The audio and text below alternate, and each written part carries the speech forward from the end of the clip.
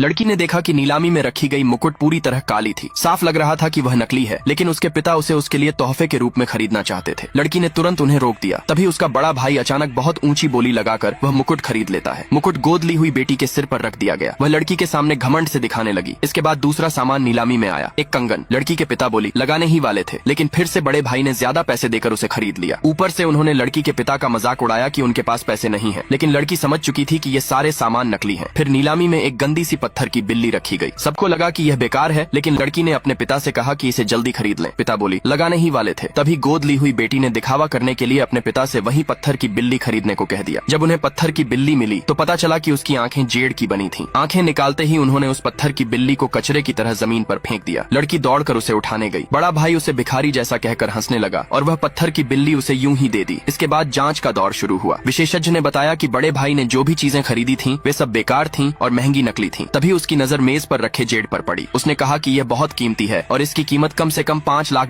है। यह सुनते ही बड़े भाई का दिल टूट गया, क्योंकि वह $5 मिलियन खर्च कर चुका था। तभी लड़की ने कहा कि असली खजाना उसकी पत्थर की बिल्ली है। विशेषज्ञ ने उसे तिरस्कार से देखा और कहा कि यह तो साधारण पत्थर है, लेकिन पिता को अपनी बेटी पर पूरा भरोसा था। लड़की ने अचानक काली पत्थर की बिल्ली जमीन पर दे मारी। उसमें से हरी रोशनी चमक उठी। यह देखकर विशेषज्ञ हैरान रह गया। उसने तुरंत पत्थर की बिल्ली को काटने वाली मशीन में रखा। जैसे जैसे ऊपर की परत हटाई गई, सब दंग रह गए। अंदर एक पूरी जेड की बनी बिल्ली निकली। उसकी कीमत कम से कम $100 मिलियन थी। यह खबर सुनते ही बड़ा